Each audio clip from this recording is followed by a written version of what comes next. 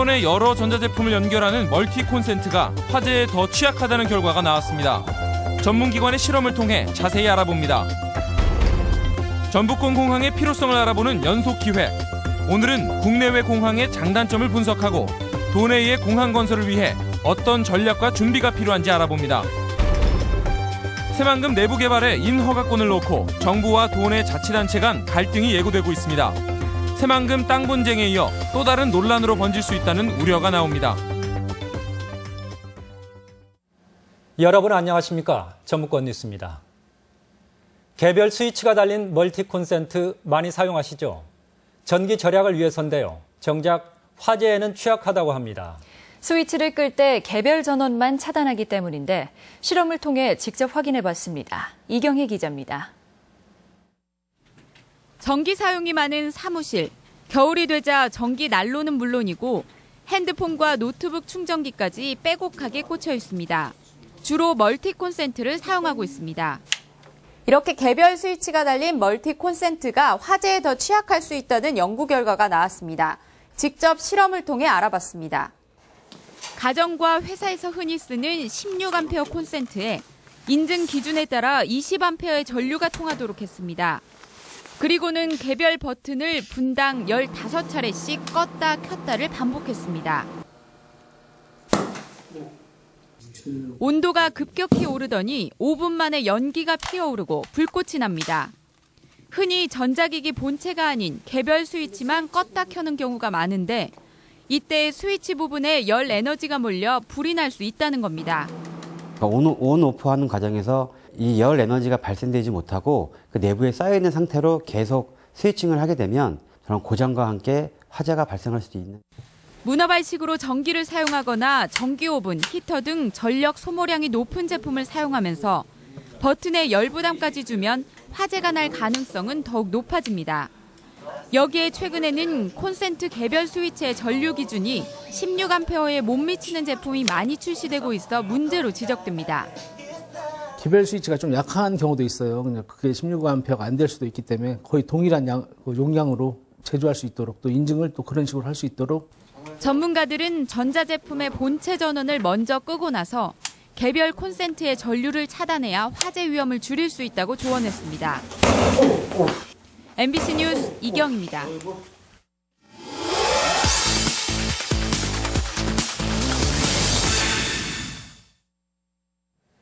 국내외 공항의 성공 사례를 보면 교통 기본 인프라로 인식하면서 기능을 특화했다는 공통점이 있습니다. 국제공항을 추진하고 있는 전라북도에서 특히 눈여겨봐야 할 대목입니다. 이창익 기자가 보도합니다. 일본 도토리현은 공항이 2개나 되다 보니 일부 적자 운영이 불가피합니다. 그러나 공항을 통해 유입되는 관광객과 지역경제 파급 효과 때문에 결코 손해가 아니라는 입장입니다. 한 주에 3편인 한국 노선에서 200억 원에 이르는 경제적 파급 효과가 이를 증명합니다. 観光を考えるときにこの空港っていうのは必須な必ずなくてはならないものだというふうに考えています。 일본 도토리현의 사례처럼 전북 역시 균형 발전 차원에서 공항이 필요하다는 논리로 정부를 설득할 필요가 있습니다. 향후 출입국 수요를 정확히 파악해 공항의 기능을 특화시킬 필요도 있습니다. 기반 인구가 30에서 40만 명에 불과한 양양국제공항이 중국인들의 해외 관광 붐을 기회로 외국인 인바운드 전용 공항의 길을 걷는 점은 시사하는 바가 큽니다. 중국 시장으로는 중국 시장을 특화하고 항공사는 로우 코스트 캐리어로 불리는 저가 항공사들을 전략적으로 유치하는 것이 필요하다고 생각합니다. 여기에 공항을 통한 지역경제 활성화 효과를 거두기 위한 노력도 수반돼야 합니다. 연간 이용객 200만 명 선을 넘어선 청주공항의 주변은 호텔과 쇼핑몰 등 관광 기반 시설의 건설 붐이 시작됐지만 지역민이 체감하는 경제 효과는 미미합니다. 이에 따라 충청북도는 정부를 상대로 지역 여행사가 요우커를 모객할 수 있는 자격을 얻어내거나 무비자 입국 기간을 닷새까지 늘려 서울로 집중되는 관광객 소비를 지역으로 돌리는 노력을 기울이고 있습니다. 같은 과내 이제 그 관광 이렇게 팀에서는 우리 공항의 이용객하고 연관을 시켜가지고 지역에 최대한 체류할 수 있는 그 여건들을 만들기 위해 노력을 하고 있습니다. 지역 발전에 꼭 필요한 국제공항인 만큼 유치는 물론 건설 이후 경제 효과를 얻어내기 위해서는 그만큼 치밀한 준비와 노력이 요구됩니다. MBC 뉴스 이창익입니다. 전라북도 교육청은 교사들이 전문 영역인 교과서에 대해 의견을 내는 것은 징계 사유가 되지 않는다며 국정화 반대 시국선언 참가 교사에 대한 징계 지시를 내리지 않기로 했다고 밝혔습니다. 도교육청은 또 어린이집 누리과정 예산의 일부 지원 논의에 대해서도 전액 지원이 아니면 받아들일 수 없다고 말했습니다. 정부가 어제 발표한 새만금 도시 기본계획에 반발이 확산되고 있습니다. 기존 계획을 재탕하는 수준으로 속셈은 자치단체의 인허가권을 가져가기 위한 졸속 추진이라는 지적까지 나오고 있습니다. 유룡 기자의 보도입니다. 새만금 개발청이 개최한 새만금 도시기본계획 공청회. 2035년까지 29만 명이 거주하는 대중국 전진기지를 만든다는 계획입니다. 하지만 이는 기존 마스터 플랜과 별반 다를 게 없는 내용. 정작 지역에서 중요하게 여기는 새만금 국제공항 건설이나 수건 사업은 언급조차 없습니다. 공항에 관련된 그 부분이 확실히 좀 반영이 좀 돼야 되겠다는 생각이 듭니다. 왜냐하면 한강만 놔두고 공항을 안 만들 수도 없고 이런 상황이기 때문에 이 내국인 이쪽 특히 우리 지역 주민들까지도 어떻게 좀 이쪽 부분에서는 참여할 수 있는 부분을 좀 배려하는 것도. 공청회가 획기적인 도시계획을 위한 것이 아니라 다른 목적으로 추진됐기 때문입니다. 만약에 도시기본계획에 수립이 되지 않다면 사업 시행자는 전북도나 세계시군과의 협의 절차를 거쳐야 되는데 새만금 개발청은 지난 특별법 개정에서 새만금 내부 개발행위 허가권을 개발청장으로 일원화한 데 이어 법적 근거 마련을 위한 절차를 밟고 있을 뿐입니다. 새만금 내부 용지에 지번 부여까지 추진하던 주변 3개 시군은 당황스러울 수밖에 없습니다. 특사업이고 국가가 추진을 하지만은 3개 시군이 또 연결되어 있습니다. 3개 시군이 이렇게 어떻게 하면 그 협력할 수 있는 방안이 있는가? 좀 그게 빠져 있어요. 개발청은 올 초 군산공항 부근에 고용 효과가 없는 중국 기업의 태양광 발전소 설치를 승인해 군산시, 전라북도와 갈등을 빚었습니다. 하지만 도시기본계획이 승인되면 지역이 반대하는 이런 시설 설치를 견제할 법적인 근거가 모두 사라지게 됩니다. 새만금이 과연 3개 시군과 무관한 별개의 도시가 돼야 하는지 아니면 배후도시 발전의 견인차가 돼야 하는지 이견과 논란이 커지고 있습니다. MBC 뉴스 유룡입니다. 도의회 최영일 의원은 전라북도 예총협회들이 전라예술제 전시 공연에서 1억 5천만 원을 나눠먹기식으로 집행했으며 예술과 무관한 체육대회에 3천만 원을 쓰는 등 지원 취지가 변질되고 있다고 지적했습니다. 또 최근 5년간 예술단체 보조금이 150억 원에 이른다며 적절한 지출인지 살펴봐야 한다고 밝혔습니다. 전북과 전남, 경남 지역 농협조합원 15,000여 명은 국회에 농협법 개정 촉구 성명을 제출하고 중앙회장 선출권을 대의원 조합장 291명이 아닌 조합원에게 돌려줘야 한다고 주장했습니다. 농협은 지금까지 선출직 중앙회장 3명이 모두 구속될 정도로 문제가 심각한데 지역농협 역시 자금 줄인 중앙회 줄서기 폐해와 선거 관련 잡음이 끊이지 않습니다. 한국수자원공사와 수력원자력, 농어촌공사는 오늘 국립무형유산원에서 우리나라 최초의 다목적댐인 섬진강댐 준공 50주년을 맞아 통합 물관리 비전 선포식을 갖고 효율적인 운영을 약속했습니다. 섬진강 다목적댐은 홍수 조절과 용수 공급, 수력 발전을 3개 기관이 나눠 맡고 있는데 앞으로는 통합 물관리 방안을 마련해 추진하기로 했습니다. 개성 있는 작가들의 조각 예술이 거리로 나와 관객들을 맞이하고 있습니다. 살아있는 자연을 공예품으로 담아낸 전시회도 열리고 있습니다.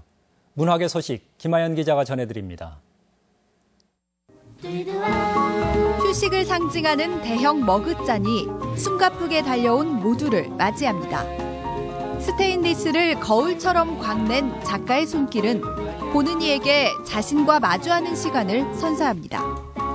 식빵을 형상화한 작품이 동화 속 집인 양, 아이들은 웃음소리와 손때를 더합니다. 작가들의 예술 작품이 거리로 나왔습니다. 강용면, 엄혁용, 김상호 새 작가가 야외에 작품을 설치했는데 내년에는 더 많은 작가들을 초청할 예정입니다. 예술품도 만질 수 있다.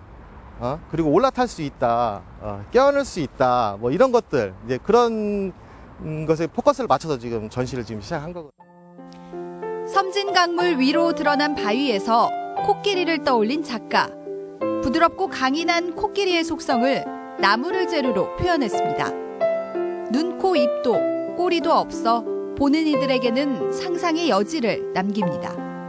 내면의 숲이라는 이 공간에 들어와서 일단 느끼고 이런 대상에 자신의 마음을 투영시켜서 이렇게도 상상해보고 저렇게도 상상해보고 꽃과 나뭇잎, 넝쿨 등 살아있는 식물을 말려 공예품에 응용하는 아파 작품도 전시되고 있습니다. 책 사이에 네잎클로버나 낙엽을 끼워 말리던 추억을 떠올리게 하는 우리 꽃누름 아파 회원들의 전시는 오는 23일까지 이어집니다. MBC 뉴스 김아연입니다. 전주지방법원은 사기와 국민체육진흥법 위반 혐의로 기소된 전주 모 중학교 교사 29살 김모 씨에게 징역 2년을 선고했습니다. 김 씨는 지난 8월 학생들을 해외 어학 캠프에 보낸다고 속여 학부모들로부터 1억 1천여만 원을 걷어 도박 등의 탕진한 혐의로 기소됐습니다. 지난주까지 도내에서 열렸던 다양한 지역 축제들이 마무리되고 이제 평가가 이루어지고 있습니다. 전주문화방송은 내일 아침 7시 55분부터 방송되는 시사토론에서 올해 전북축제의 성과를 살펴보고 전북을 찾는 관광객들을 위한 축제의 방향과 개선점을 점검합니다. 여러분의 많은 시청 바랍니다. 계속해서 오늘의 간추린 소식입니다. 전북 현대모터스는 내일 오후 3시 마지막 홈경기를 K리그 우승 축하 무대로 만들 예정입니다. 내일 2만 4천 명 이상이 찾을 경우 홈 관중수에서도 1위에 오른다며 자동차 경품 행사도 준비하고 있다고 밝혔습니다. 2015 우수기업 채용 박람회가 전북대 진수당에서 열려 184명이 현장 채용됐습니다. 현대자동차와 휴비스 전주공장, IBK 투자증권 등 100여 개 기업이 참여해 취업생들의 발길이 이어졌습니다. 전북농협은 임직원 등 250여 명이 참석한 가운데 각종 선거 중립과 사고 예방을 다짐했습니다. 지난 3월 조합장 선거로 13명이 재판을 받는 등 선거 비리가 잇따른 데 따른 자정 결의입니다. 전주지방법원 수석부는 법정 관리를 신청한 전주 신성 여객을 방문해 현장 점검하고 경영 상태를 파악했습니다. 법원은 이르면 이달 안에 신청을 받아들일지 여부를 결정할 방침입니다. 전주시 맑은물 사업소는 수도요금 체납액이 34억 원에 이른다며 다음 달까지 특별 징수 활동에 나섭니다. 5건 이상 또는 10만 원 이상 체납 세대에 대해서는 단수 조치도 추진합니다. 군산 근대역사박물관에 올해 71만 명의 방문객이 다녀가 지난해보다 70% 가까이 늘었습니다. 박물관은 플리마켓 형태의 장터를 운영하면서 가족 단위 체험객들이 크게 늘었다고 밝혔습니다. 전주지방법원은 근로기준법 위반 등의 혐의로 기소된 전주시 모 아파트 입주자 대표 A씨에게 벌금 150만 원을 선고했습니다. A씨는 지난해 퇴직한 아파트 관리소장과 경비원 등 근로자 4명에게 퇴직금과 수당 등 950여만 원을 지급하지 않은 혐의로 기소됐으며 재판부는 근로자들이 과거 위탁관리 업체에서 고용됐다 하더라도 입주자 대표 회의로 고용 승계가 이뤄졌다면 임금과 수당 지급 의무가 있다고 판단했습니다. 익산 지역 방범용 CCTV 10대 중 3대꼴로 저화질이어서 효율이 떨어지는 것으로 나타났습니다. 전북권 뉴스였습니다.